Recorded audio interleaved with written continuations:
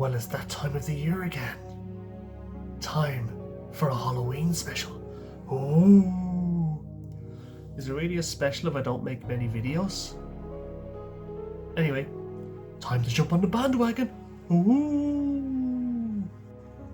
I've always had a love-hate relationship with horror. Mostly hate. I've never been a fan of the genre as a whole. My earliest horror memory is being excited to watch Alien in bed one night and making it as far as the chest-bursting scene. Even in my early teens, I did try to watch slasher flicks such as I Know What You Did Last Summer and Scream. Wow. I even tried again a few years later by going to see Final Destination 3 in a cinema with my cousin. And yeah, as a pasty white man whose only way of tanning is probably sunbeds, I don't want to see that. That doesn't mean I haven't enjoyed some horror films. I like The Exorcist, despite the vomiting. I even enjoyed Event Horizon, even though it's very, very gory. Although I am the biggest coward, one creature freaks me out more than any other. Zombies. Oh man, I hate zombies. I don't know what it is about them. Maybe it's the fact they were once human but lost their humanity. Maybe it's because they could be a loved one who's been infected. Maybe it's because they suddenly gain super strength to pull your gut apart. They've always freaked me out. I mean, look at them. Mick's not looking so well there, is he? This also extended into video games, where I avoided horror games for the longest time. Actually, I tended to play a lot of JRPGs when I was a child. Good thing that things have changed, eh?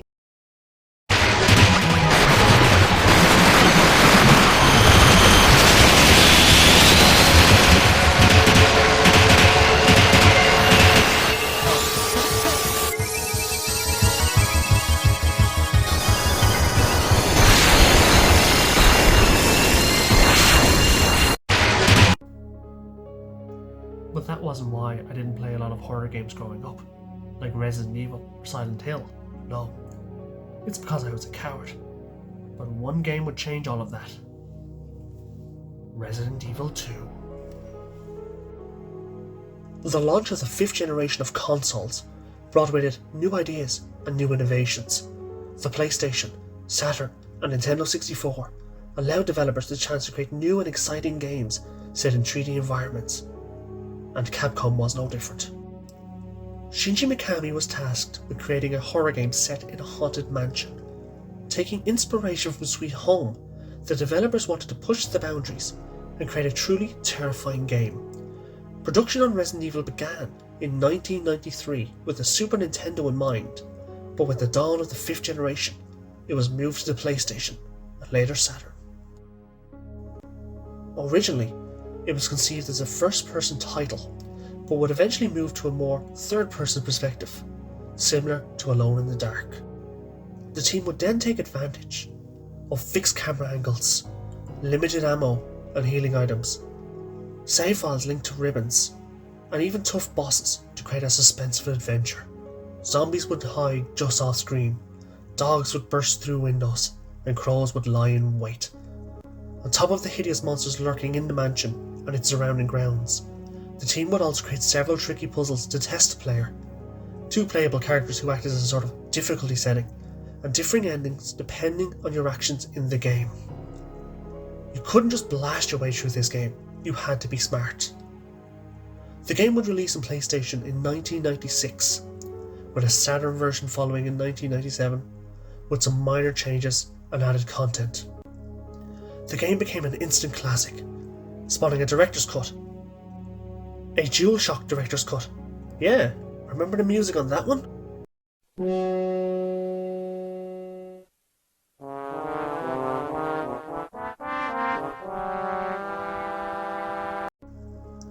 And a full remake in 2002. It would also go on to spawn a sequel.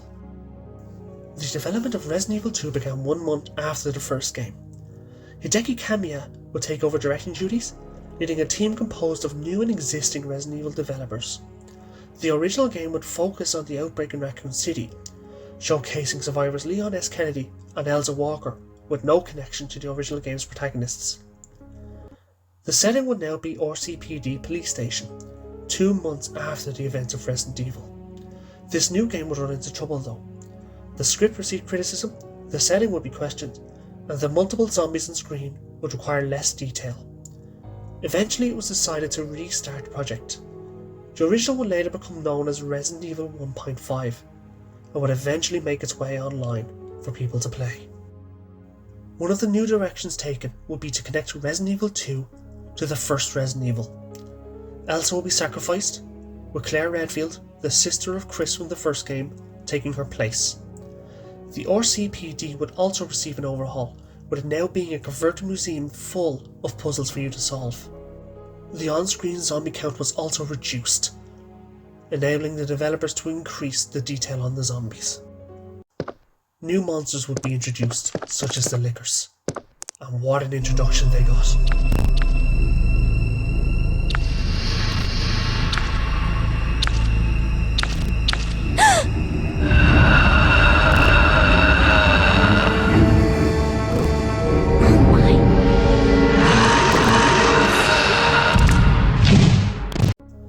The game also featured 2 scenarios for each character and introduced a sapping system.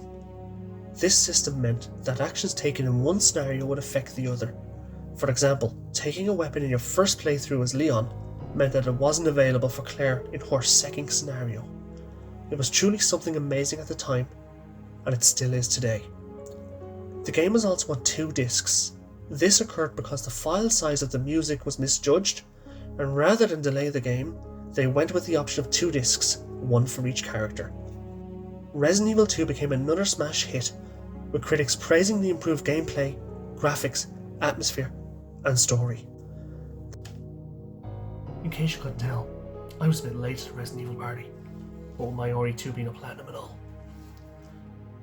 Actually, come to think of it, I still haven't played the first game, despite owning it on the Saturn, the PS3 and the GameCube. Why do I have it so many times? Anyway, my earliest memories of RE2 were actually from a gaming magazine I was reading at the time. They had a 2-page special preview on the game, and on one side of the page had a zombified cop and on the other side a zombified woman in gruesome detail. They also had some screenshots of the first area of the game, with the streets and the cars on fire. We kind of just thrust straight into it. Actually, come to think of it, I think that magazine also had a preview or a review of Men in Black. Just like I pictured it. Oh, a truly horrifying edition. Anyway, at first I would kind of just skip past these pages, a bit afraid of them. I mean, it's zombies. Ugh. But eventually, I got a bit braver, I went back and looked over it, and it actually hooked me. I became interested, and eventually, I bit the bullet. The moment you boot up the game, you know you're in for a good time. You know the screen I'm talking about. Say the line!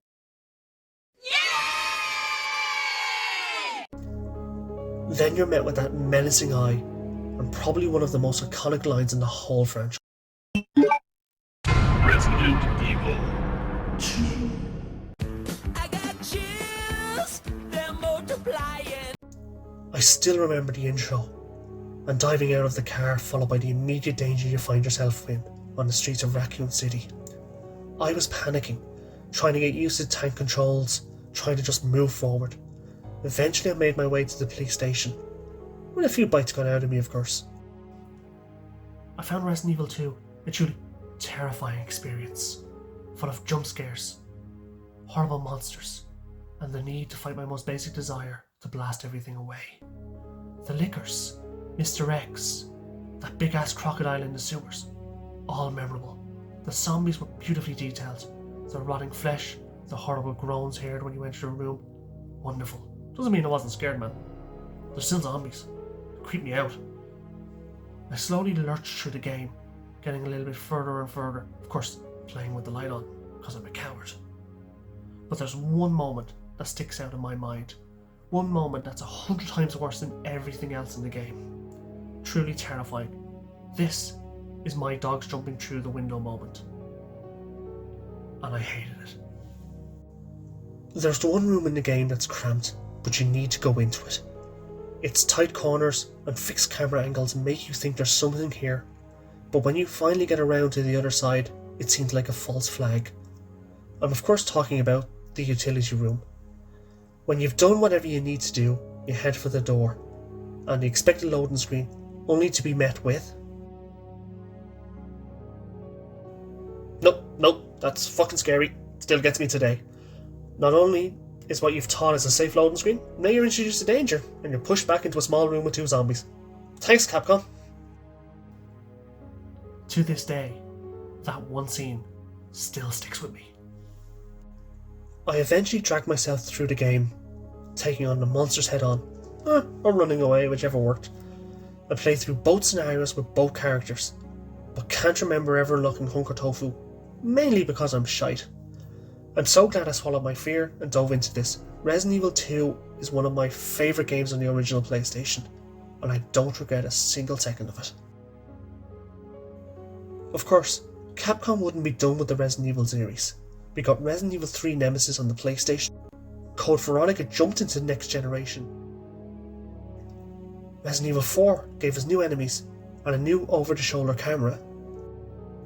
And Resident Evil 7 finally gave us a new perspective. Literally.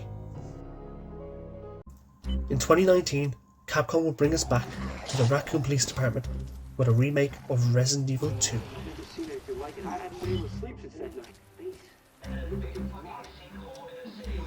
You gotta stay strong. Don't give in to fear out there, right? How did this? Send reinforcements! No! Wait! Hurry up! Get off! Get up!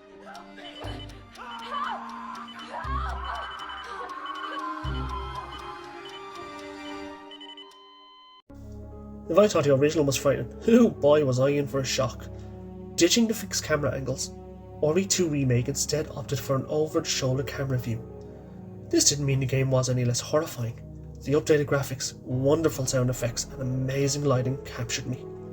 It even had the utility room again, this time called the boiler room, but I wasn't getting caught twice. No, Capcom, fuck you. I was terrified. Fun fact, I begged my wife to stay in the room with me while playing it. Man, I hate zombies. The only thing missing was the sampling system, but the 2 campaigns did have some variety. Leon got the gun shop and the giant croc, while Claire got the orphanage. The orphanage is definitely creepier. Then there's the sewers. I hate the sewers. The lighting, the zombies hiding in the water, G-men. No, you're grand. Resident Evil 2's remake is probably one of the best remakes out there. It may have sacrificed some things from the original, but overall, it's a great survival horror.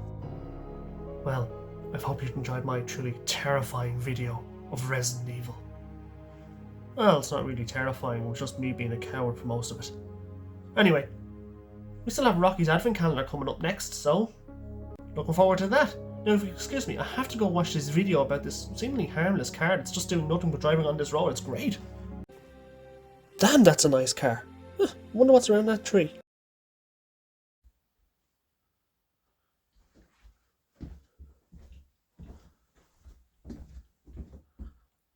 You're still here?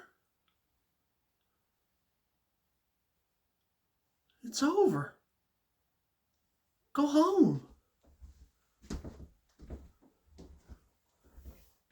Fucking weirdo. Weirdo.